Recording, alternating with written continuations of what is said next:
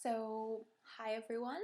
I'm Steph, and I'm gonna do the mix tag, which I saw was going around YouTube, and I thought I'd give it a go because it looked pretty interesting, and I'm mixed, and I think I tick both boxes. So, okay. So the questions are. Sorry, I look horrible. It's raining and windy outside, so my hair is a bit.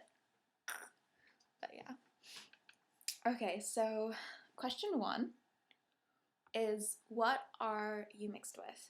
Okay, so I am half Chinese. My dad was from Hong Kong originally, um, and half Scottish, which so half Caucasian, I guess, or British, whatever.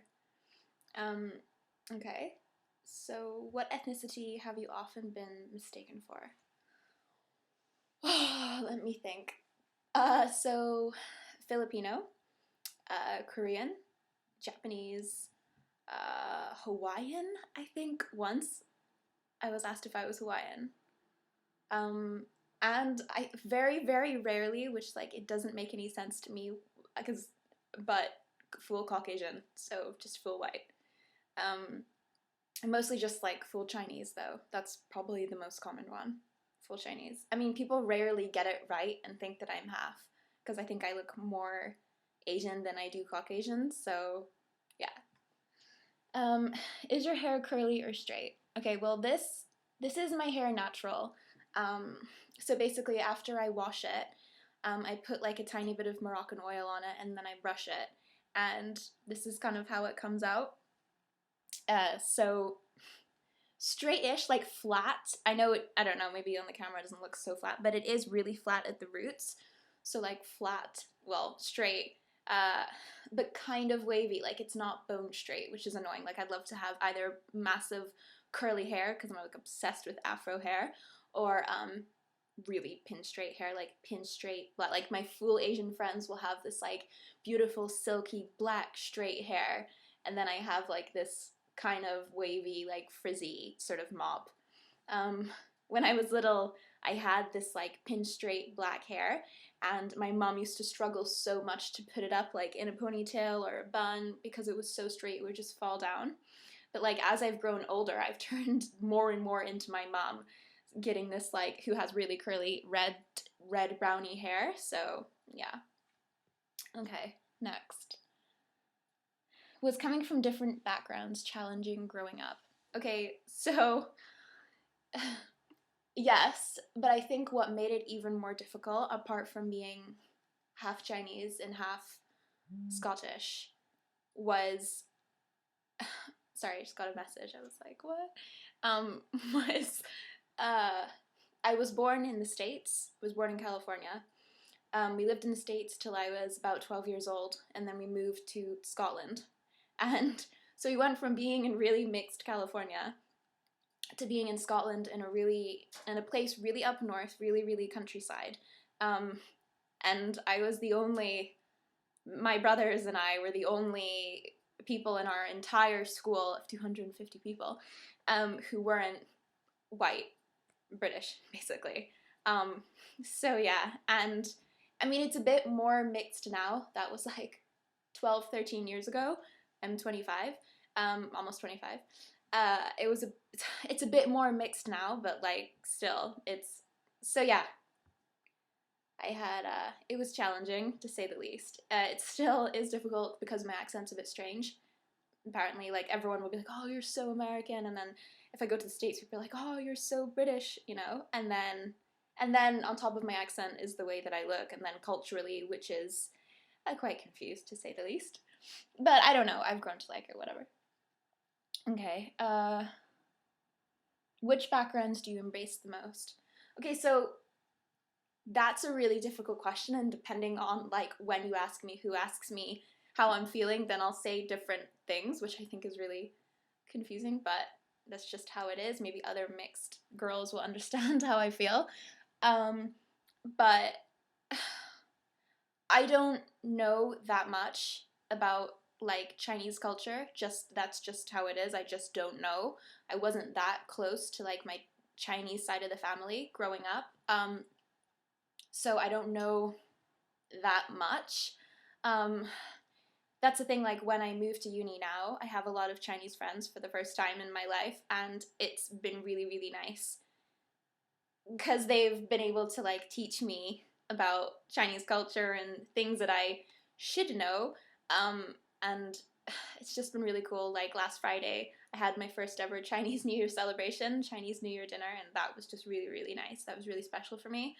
But I'm guessing like I embraced the Scottish background the most because my adolescent period was in Scotland, and for a long time, all my friends were Scottish. So yeah, I did Highland dancing and I'm pretty Scottish. I understand Glaswegian, so. Okay, have you ever been teased for being different? Yes, of course.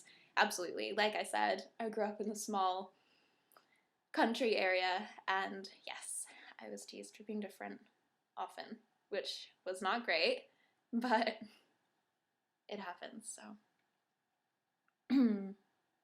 Have you ever been ashamed of being multiracial?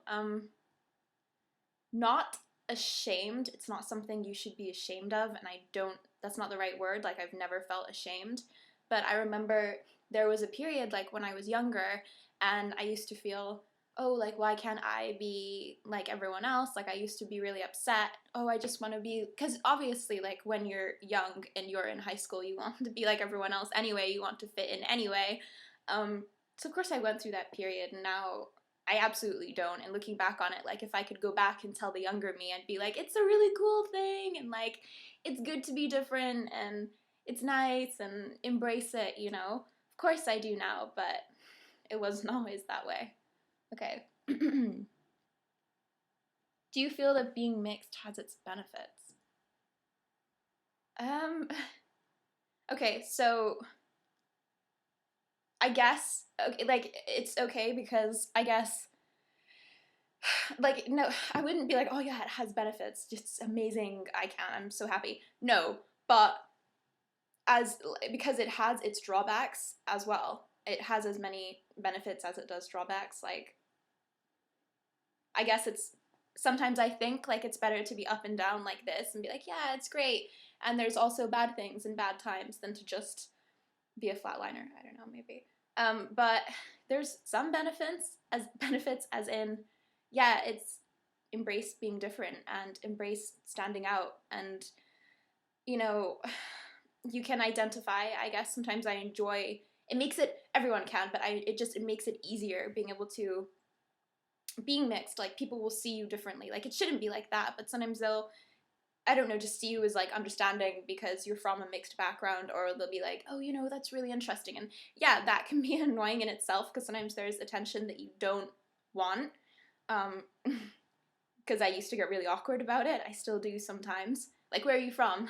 No, really, where are you from? Where's your accent from? You know, like that gets awkward and annoying, but I guess sometimes, like, I don't know, it can be beneficial to stand out from the crowd, but I don't know. What makes being multiracial a beautiful thing?